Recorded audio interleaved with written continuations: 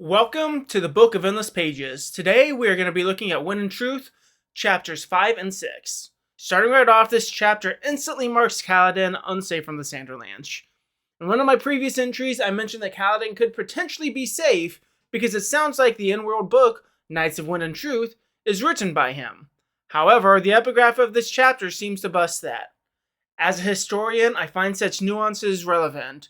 As a philosopher, I find them enticing. This is most definitely not Kaladin.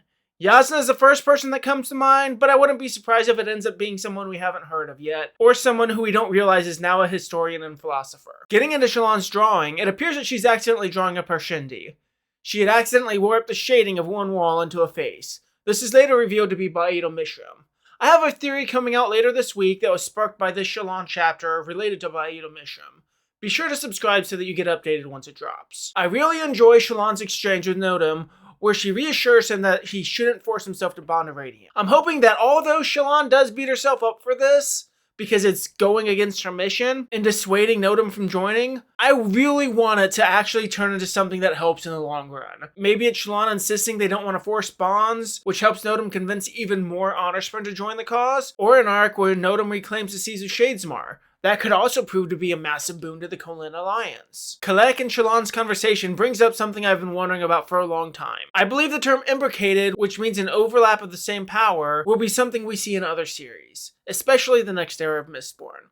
After all, someone being imbricated was a key plot point of Mistborn Era 1. How Kalek describes Fortune also reminds me of Burning Gold and Mistborn. Windrunners are seen arriving to transport people back to Yurtheru. For anyone that forgot, not sending Windrunners was a conscious decision from the last book. They were going to recruit Honorsprn, and the ones that had already bonded Radiance were looked at as traitors, so sending Windrunners could have sabotaged Shallan and Adolin's mission. Getting into the next chapter, Kaladin is once again marked safe from the Sanderlanche, due to this epigraph.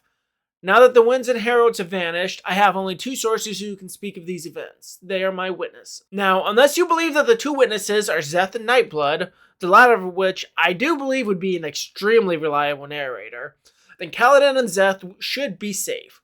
The more interesting thing is that the Heralds and the Winds are missing now. We know at least one of them, Jezrien, has died a permanent death. Are more of them going to be willingly taking this option and moving to the beyond? Are they going back on a Braze? Is this first arc of Stormlight going to be talking about a failure of the protagonists? It's anyone's guess at this point. Speaking of Heralds vanishing though, we are reminded shortly into this chapter that Ashar wants to refound the Oath Pact. I just want to take a quick aside to mention how much I enjoy Szeth in this chapter. I'm never alone. Even without Spurner's sword, I'd have the voices. I seriously burst out laughing once I reached this line. Dalinar talks about the contest of champions here, and seems to be doubtful that it'll be a clash of swords.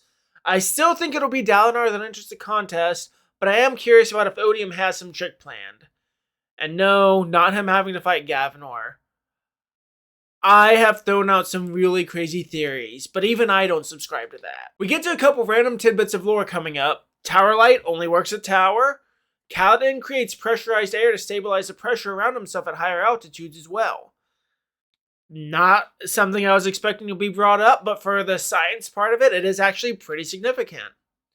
There's a lot going on in the conversation with Kaladin and Dalinar, but much like the Shallan chapter from the last century, there isn't really that much to latch on to.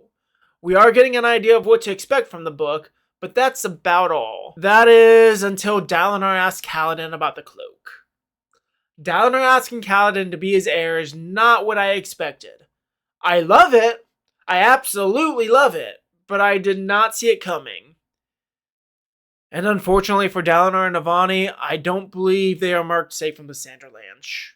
In fact, I think they are very much in danger. One of the epigraphs from Way of Kings chapter 53, he must pick it up. The fallen title, the tower, the crown, and the spear. We also have a wob that lets us know this hasn't happened yet. In the Way of Kings, there's a death rattle that reads he must pick it up, yada yada yada yada yada. Have the events alluded to in this death rattle occurred on or off screen by the end of Rhythm of War? No. Evil laughter. I do think it's referring to Kaladin, and it to me definitely sounds like Kaladin will end up taking up this burden. even though he's currently against it. The tower, crown, and spear all fit way too perfectly into this, and it really makes me worry for Dalinar and Avani. But that's going to be the end of theorizing for this chapter. If you enjoyed this video, be sure to like and subscribe, and join us next time so that we can all become a little more quantifiably invested.